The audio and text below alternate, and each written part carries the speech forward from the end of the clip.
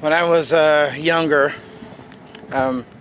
man, there were some friends and family that I associated with, grew up with, that they were living what I would call the fast life. They were enjoying different ladies. They were, driving fast cars. They would go to parties. Everyone knew who they were. They were popular on social media, all this stuff. All the ladies liked the guys, coming by. It was a very different type of lifestyle. And every now and then I would get a feel for their world, and I was really amazed at what a man can receive if he just had this pompous, arrogant attitude and was very assertive. And, there's a lot of ladies that were responding to a lot of these guys that I knew.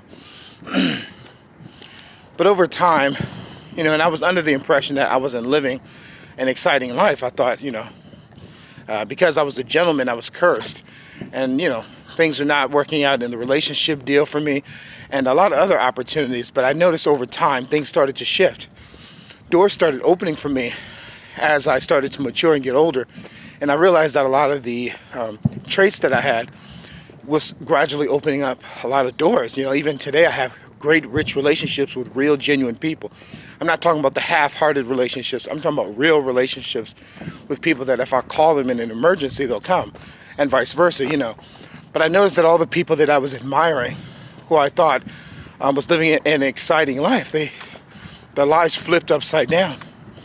And some of them started getting STDs, and they started getting baby mama dramas, going to court, in and out of court, trying to figure out which day they're going to have the baby or the child, arguments and stuff like that.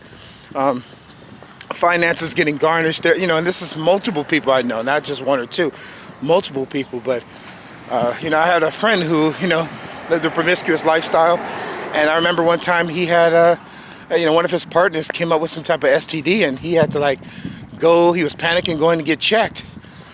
Was he, did he have the same condition as well? And I remember being around him and how panicked he was. And I'm thinking to myself, my God, I'm so glad that I don't have to deal with this kind of crap. But I realized things started switching for me. I mean, still to this day, some people would say, hey, James, you're a really cool guy, motorcycle and all that stuff. But I don't think I live that much of an exciting life. I enjoy my life.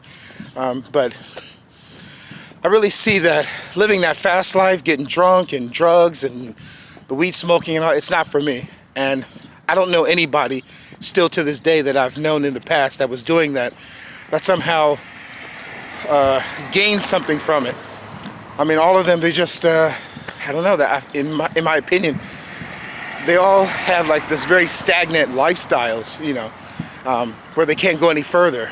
Maybe it's poor work ethics, maybe it's finances, maybe it's relationships, which most of them, their relationships are just broken. And a lot of them, they think they're the victim when really they were the one contributing towards their downfall, Hello there. So it's just very interesting just to see that. So I've learned that, not that I want to, compare and things like that, but I realize that there's a difference between trying to plant a garden and take the time to grow and allow it to naturally grow with attention, with sunlight, with water, and just allow it to maturely grow on its own and blossom, versus trying to speed things up and trying to live your life as fast as you can, because the faster you go, the harder you fall. It's I don't know, it's like everyone I know who lived that fast life is suffering in some way, every single one. And some people, they're disillusioned and they have no idea that they've hit this rut that they can't get out of.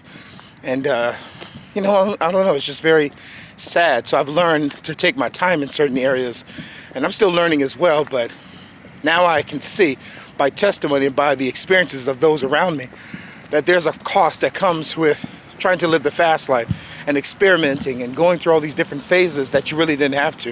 And I thank my mother and my family for lecturing me for hours about different things before I even experienced them, because now I feel like I dodged a bullet, honestly.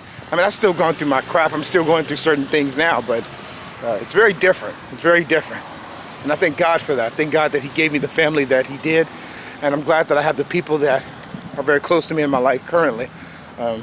It really makes a big difference when you're trying to live this crazy life that we have, It makes a big difference when you have a reliable team and you have principles that actually stand the test of time, They keep you safe.